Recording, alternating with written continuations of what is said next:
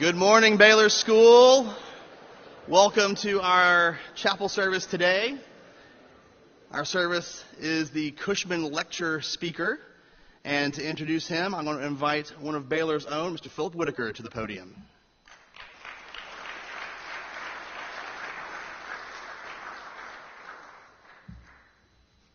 Good morning, fellow students, alumni, and administrators. I'm Philip Whitaker, Baylor class of 1979. I'm here today to introduce this year's Cushman Lecture Series speaker. His name is Jenkinson. He's a North Dakotan, and he is a humanities scholar. I'll say more about him in a minute, but last night, he and I, Mr. and Mrs. Angel, Mr. and Mrs. Shaw Wilson,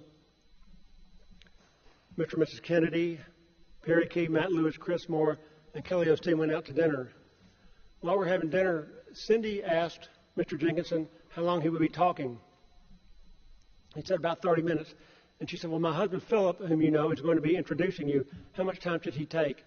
And he said, remind your husband that I'm the talent here, and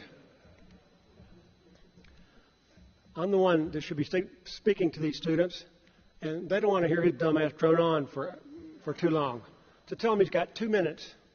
I said, 2 minutes? I got 5 pages of notes to go through. I can't do it in 2 minutes, but those are my orders, and I shall comply. Starting now. Before I talk more about Mr. Jenkinson, I want to talk about the man whom he will be speaking to honor, Bill Cushman, Baylor class of 1959. He's affectionately and respectfully goes by the nickname Cush. He taught English and history at Baylor for 44 years. His first and only job after graduating from college in 1963 was to come to Baylor and teach, where he taught and coached soccer. His soccer team won the 1980 state championship. Of the legendary coaches and teachers that I had at Baylor during my 6 years here, and there are a half dozen of them, he is the one who was the most colorful and most enthusiastic of the group. He taught mostly seniors. I had him for Southern Literature my senior year, and I was a little apprehensive about going to his class because as a junior, I took a class that was next door to his classroom, and we could hear him yelling all the time next door. So I thought, my God, has this guy got a short fuse? I've never heard so much yelling from a teacher at Baylor. But I took his class his senior year, and he yelled a lot, talked loudly and yelled. But he yelled not out of anger. He yelled because back then we seniors were lazy and biding our time until graduation. We could go to college and start drinking beer and chasing girls. So when a senior in his class actually says something semi-intelligent or shows some insight into what we were reading, he erupted with joy and enthusiasm. Cush is instrumental in establishing the Walkabout program, as you may know. He was one of the co-founders of the senior trip, which was started in the 1970s and continued. He continued to lead it for 30 years thereafter. He believed that the outdoors is just as important a classroom as the athletic field or the bricks and mortar classrooms in our academic buildings. He led Baylor students on mountaineering trip to the Cascades and the Caucasus, which I'm not sure where they are, but it's a heck of a mountain range apparently. He believed that getting students outdoors and letting them do hard stuff, physically and mentally challenging things in the outdoors, whether on a river, on a mountain, in a desert, or just in the woods, develop self-reliance, self-confidence, leadership, and teamwork. All right, well, that's enough about Cush. Let me talk about today's speaker. Jenkinson is an American author, teacher, and humanities scholar. He spent his principal part of his adult life reading, writing, and teaching the humanities. He started a podcast in the 1990s called the Thomas Jefferson Hour. I've been listening to it since it started. It's now evolved into something called Listening to America, and it is fascinating. The Thomas Jefferson Hour initially was about Jefferson's ideals and his life, and just about the American founding area, with figures like James Madison, John Adams, and James Monroe. Clay is so knowledgeable about Thomas Jefferson that he is able to impersonate him, and he's able to be interviewed in character as Thomas Jefferson. And when you listen to those interviews on his podcast, you literally think that Thomas Jefferson has been resurrected and is speaking to you about current events in our republic.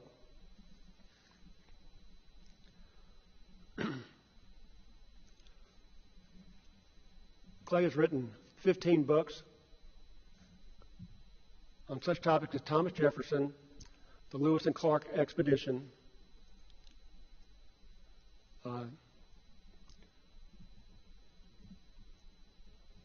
and others. You've heard of Ken Burns, the filmmaker who produces documentaries? Nobody's nodding. There's a guy named Ken Burns who's a filmmaker who produces documentaries. I like to drink Absolute vodka when I publicly speak. I'm kidding. I'm kidding. It's Tito's.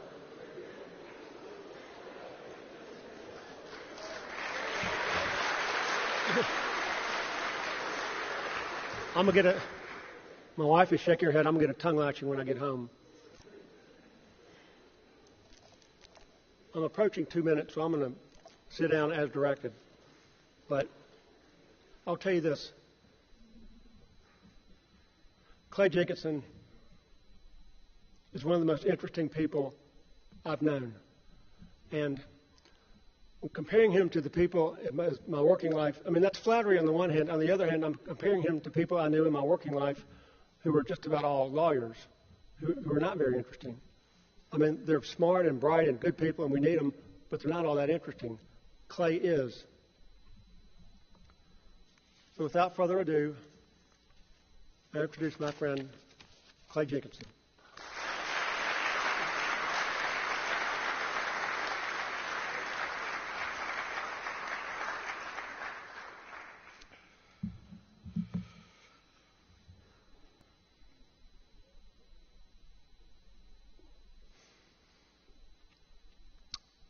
So good morning to all of you. It's such an honor to be here. Phil, I want to congratulate you. You got that down to 6 minutes and 47 seconds.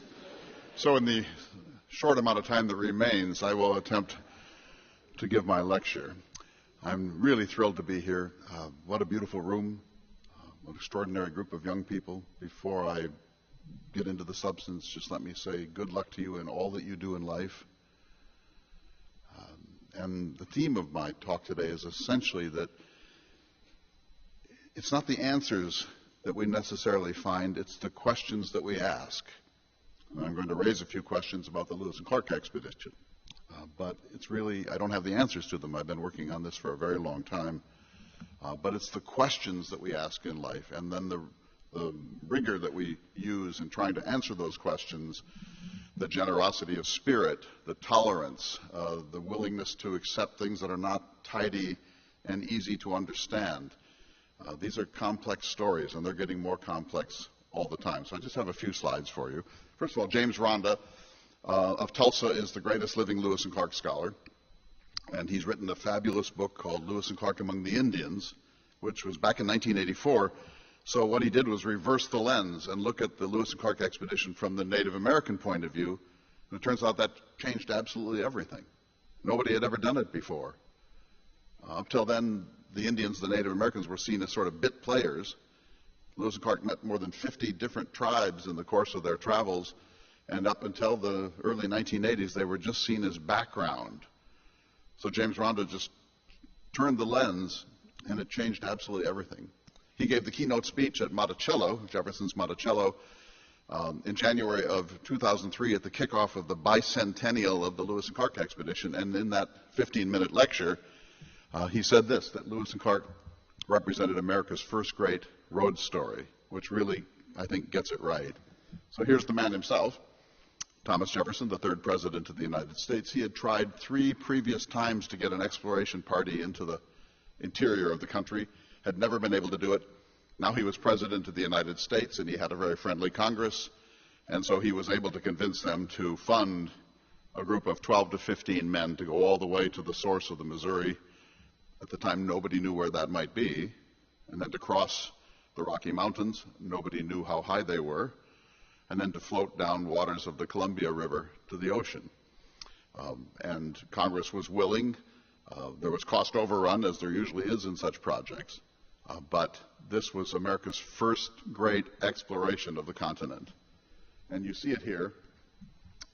It actually started in Monticello or Philadelphia, and Lewis had a boat made, a barge made in Pittsburgh. He floated down the Ohio, where he picked up William Clark.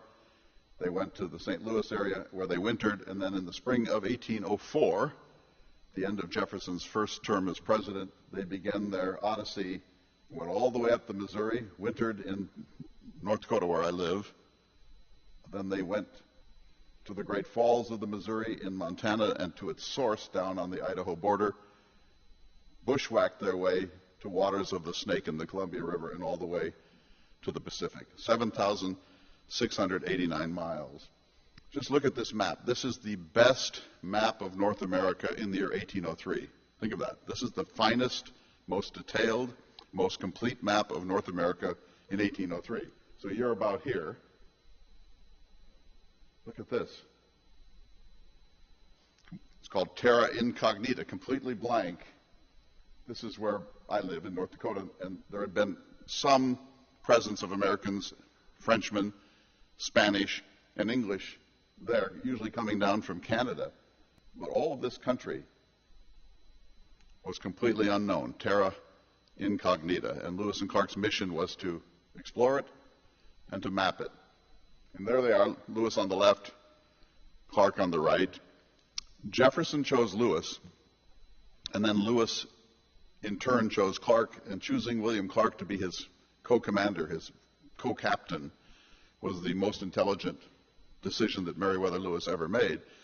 Clark was a more steady man, better with the personnel, better with Native Americans, less uptight, less high-strung.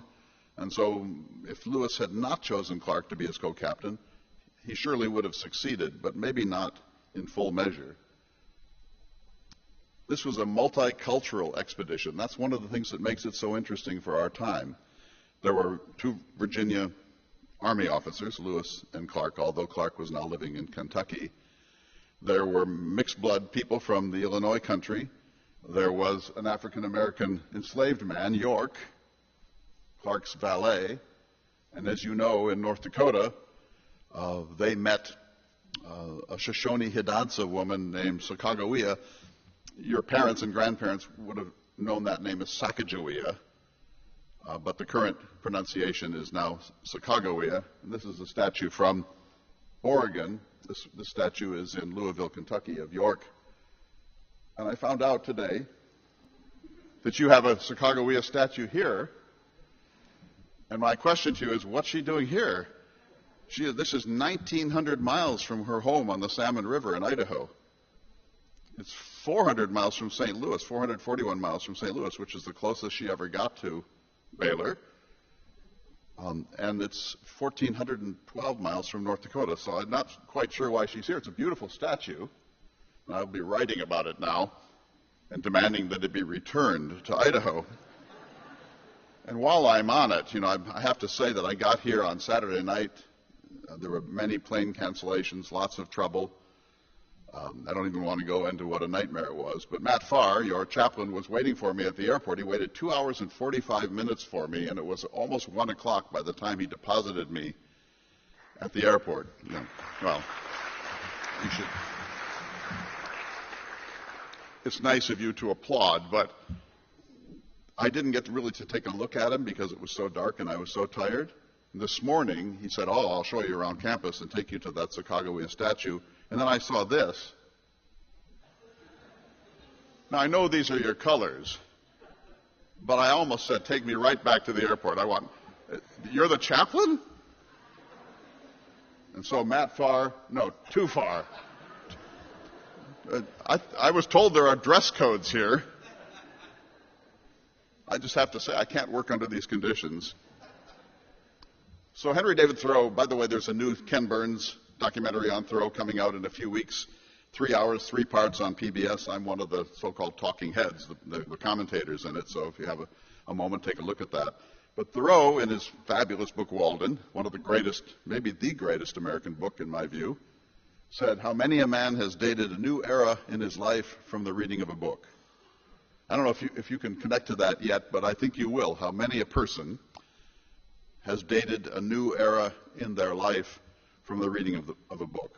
This happened to me not so far from here. I studied for my first year at Vanderbilt, which is not more than a couple of hours from here. And about the 5th week, I read Hamlet, Shakespeare's Hamlet, for the first time.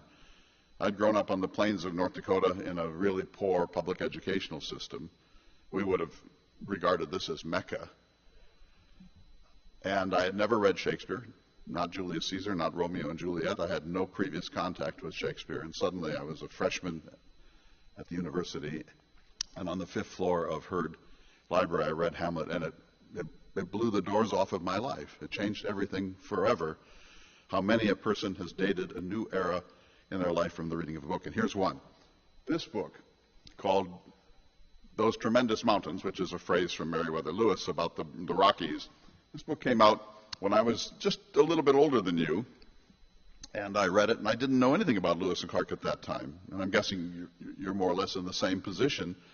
And I read it with great interest, encounters with grizzly bears, encounters with Native Americans, struggle with a couple of tribes, the Teton Lakota in South Dakota and the Blackfeet up in northwestern Montana. Lewis discovered 178 new plant species.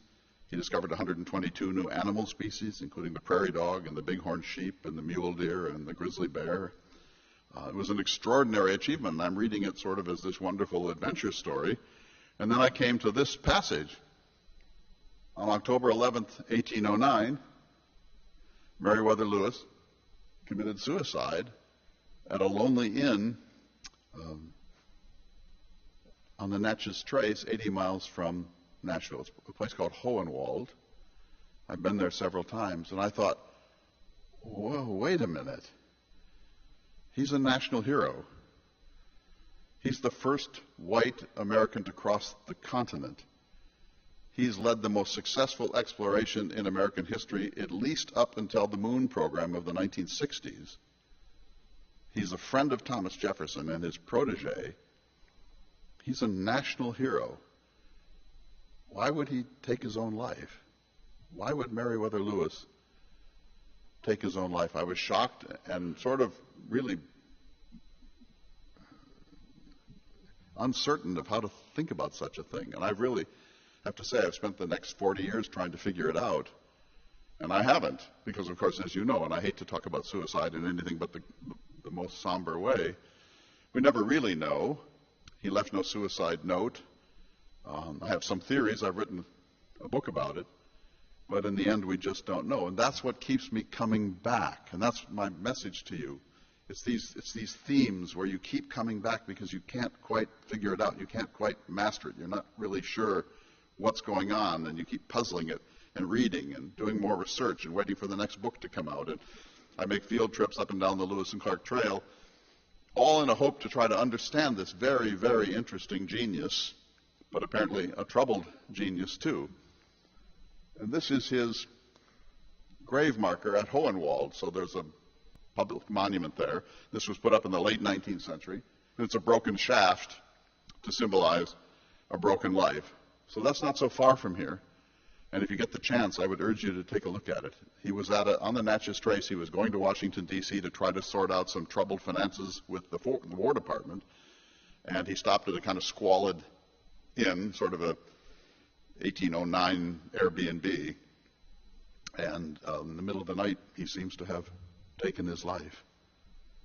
Here are the two of the 4 books I've written on this subject. This is the one where I try to wrestle with this question.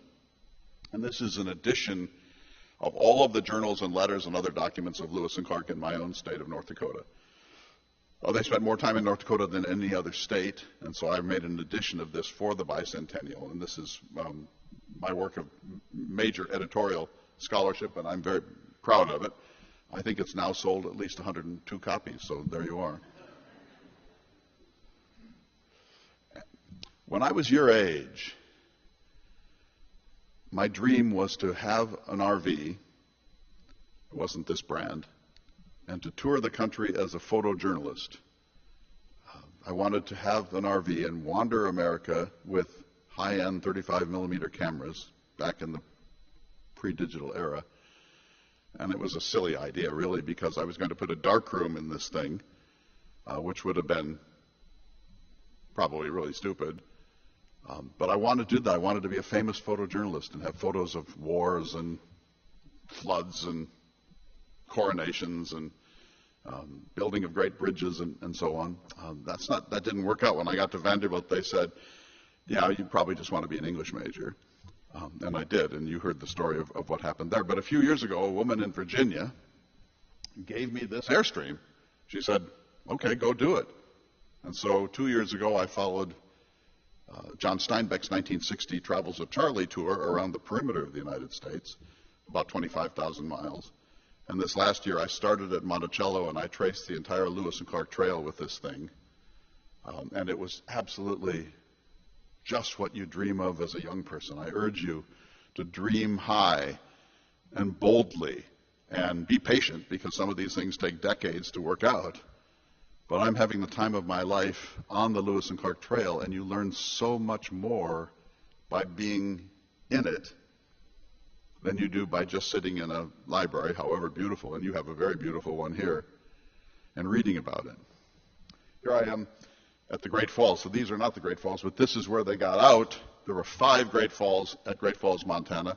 They got there in June 14th, 1805, and it took them a month to portage their 60,000 pounds worth of gear around the 5 different cataracts there. This is called Lower Portage Creek. There's also a Sacagawea site right over here. And this is where we go. Now, Phil and Cindy, Phil who gave that short introduction, were with me on my Lewis and Clark cultural tour in Montana and Idaho, and these are the famous White Cliffs. The White Cliffs are the most famous section of the Missouri. We canoe and kayak down it for 3.5 days, and it's just like paradise. And they were great sports. And then we go from there here, and this is a hill, and you have no idea how much steeper it is than it looks. It's 7.5 miles straight up. It's not what Kevin Fedarko did in the Grand Canyon. This is a much more mild sort of version of that. But we go straight up, and it takes hour after hour, and by the time you get to the top, you not only say, I will never do this again, but you also, about 3 weeks later, say, I can't wait to do it again. We call this the Wendover Death March, which is not very nice, but it is an extraordinary journey in the heart of the Bitterroot Mountains. And the reason why we do it is that they went straight up. They got lost. They were down at the river. And Lewis was kind of a hothead, and he said, well, we'll just go straight up, and they did. And boy, do we suffer in trying to follow that lead. All right, so these are the questions that I ask about this great epic journey. Number one, why is this story so important to America? As I traveled the trail, I found more than 31 interpretive centers for Lewis and Clark. 31. That includes actual dedicated interpretive centers all over the country, from Virginia all the way out, and then other museums and galleries and so on that have a strong Lewis and Clark theme. There's no such set of interpretive centers to Zebulon Pike, who was on the upper Mississippi at the same time. There are no such interpretive centers for John C. Fremont, who was one of the great pathfinders in the American West. Why is it that this story is so compelling? So Rhonda says, America's first great road story. That's part of it. The multicultural nature of it is part of it. Not only did they have an African-American enslaved man, and there's a really fascinating and troublesome story surrounding that. They had this Native American woman, of course, these mixed blood interpreters, including sign language interpreters, and they encountered among the 50 or more Native tribes that they met some LGBTQ people. And those tribes had special ways of honoring people of that self-definition. So this was the most multicultural early story in the country. There were New Englanders, there were Kentuckians, there were 5 from here in Tennessee, from Southwest Point near Kingston, including one of the most important, John Shields, who was their blacksmith, and Richard Worthington, who was the man who brought the boats back down from today's North Dakota.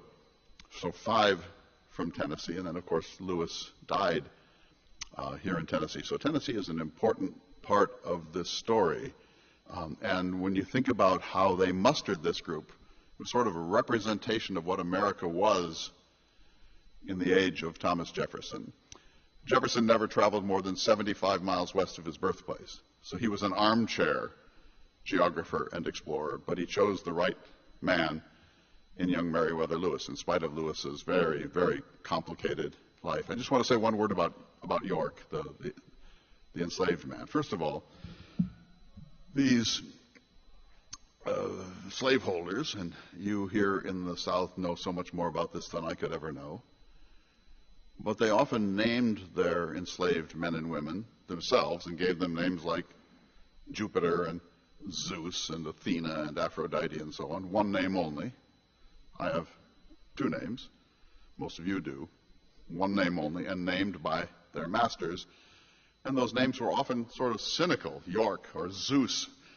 You name Zeus, the most powerful of all the gods, for a person you own and can buy and sell at will. York was Clark's boyhood companion. They were together since they were 3. He went with them on the journey, and during the journey, the most amazing thing happened. Most of the others, of course, all the others were white, but they slowly began to have a certain kind of new respect for York, and eventually he could hunt with a gun alone, which would never have been permitted in Jefferson's Virginia. Natives found him fascinating because they had never seen an African American before. And in some cases, the natives found him the most fascinating person of the expedition and wondered if he were the leader. He helped to save Clark and Sacagawea and her baby, her infant son, when there was a flash flood. And so when they got back in September of 1806, York turned to Clark and said, "Hey, don't you think maybe I deserve to be freed here? I mean, look what I did. Look what I contributed. Look how I was treated out there as a human being. Don't you think I've earned some special privileges now?" And this is the sad part. Clark snapped back into a typical Virginia, Kentucky white master racist. And I don't even want to talk about it, but he beat York and threatened to sell him into the Deep South and so on. And eventually Meriwether Lewis stepped in and said, "No, you're not going to do that." But what a sad ending to what an incredible empowerment story for this African American participant in Lewis and Clark. So why is this story so important?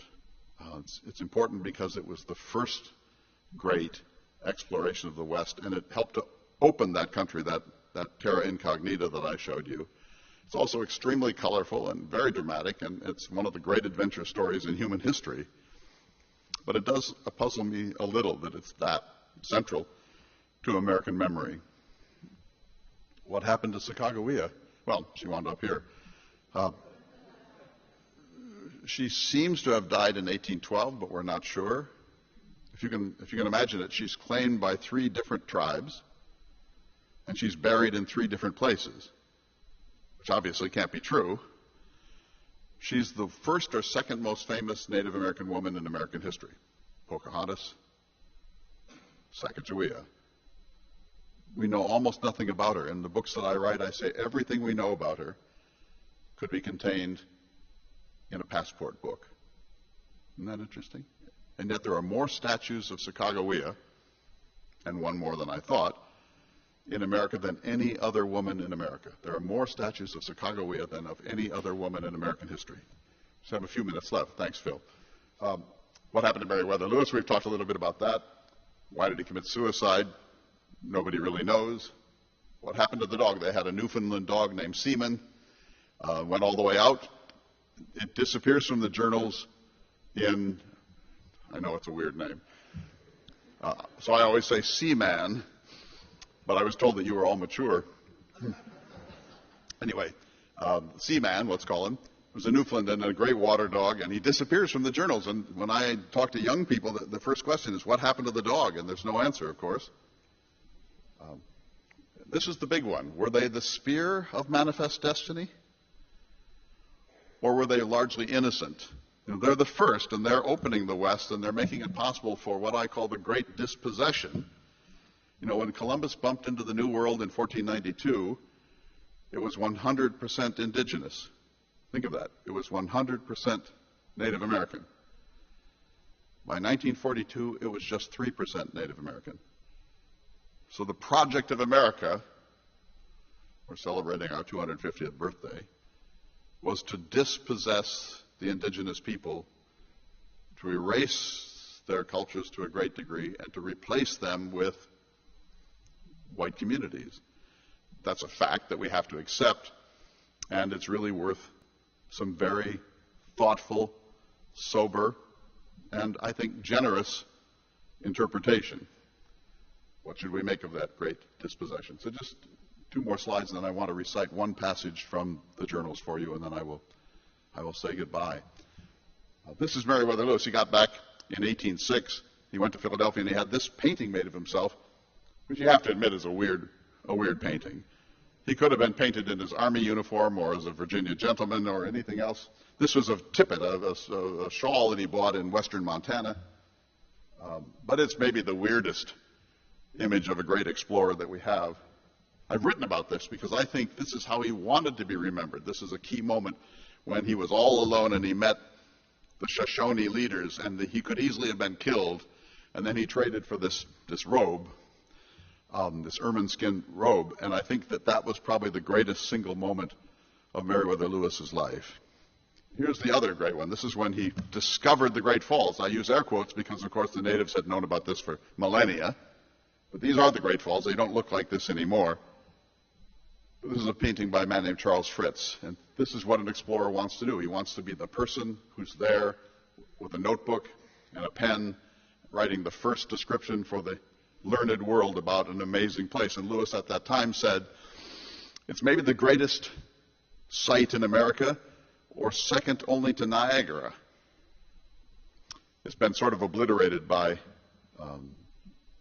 power dams and so on, but it's still a really amazing place. We went to it last summer on this trip. So I just want to end by quoting this passage. So what draws me to this story is the romance of the American West. When Lewis and Clark came through Montana in 1804, there were between 30 and 50 million buffalo in the United States. Now there are about 200,000, and they came this close to blinking out around 1900. There were grizzly bears and mountain lions and bighorn sheep and prairie dogs and wolves and coyotes, and absolutely extraordinary, a kind of an American Serengeti. And when they left that spot, I'll go back to it to close.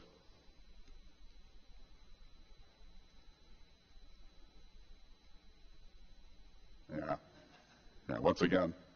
When they left Fort Mandan right here, on April 7th, 1805, they had 6 canoes and 2 rowboats called pirogues. And this is what Lewis wrote. And just listen to this, how fabulous this is. He said, our vessels consisted of 6 small canoes and 2 large pirogues.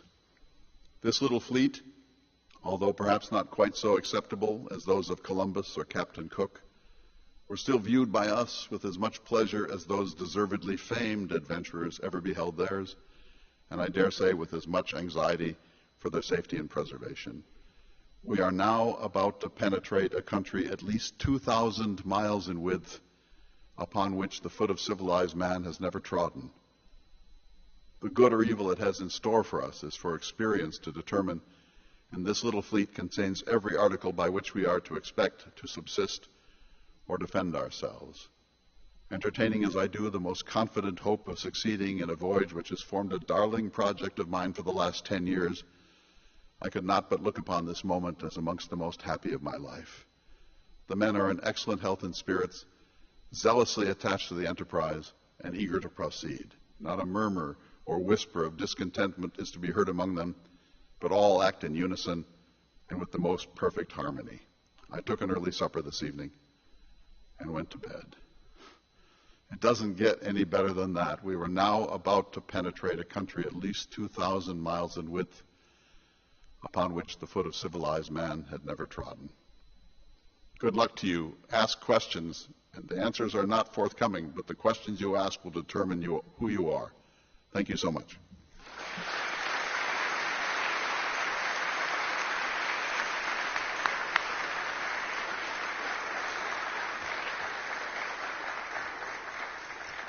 Thank you, Mr. Jenkinson, for introducing us, many of us, to a new aspect, new facets of a story that we've grown up hearing about our whole lives, but maybe see in a different way. One more time for our speaker.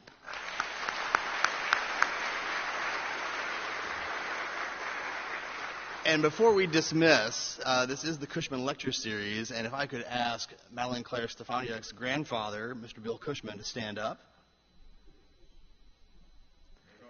And